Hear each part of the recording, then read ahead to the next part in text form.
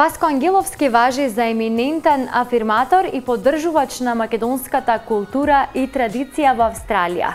Тој долги години е председател на Македонското социјално друштво Свети Наум Охридски, кое е формирано со цел помош и поддршка кон родниот град Охрид. Васко деновиве беше гостин во Импродукција.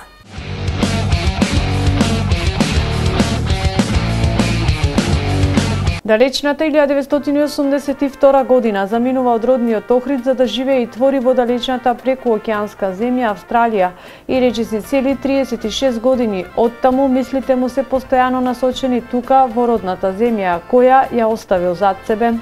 Охриѓанецот Васко Ангеловски со право може да го понесе епитетот афирматор на македонската култура, традиција и вредности во далечната Австралија, а пред се, ако се има во предвид и манифестацијата која секоја година ја организира во Австралија како председател на Македонското социјално друштво Свети Наум Охридски, позната како Охридски бал.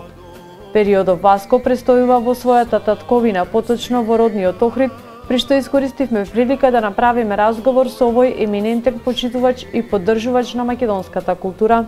Пред се ќе ги поздравам гледачите на ова убава македонска наша телевизија.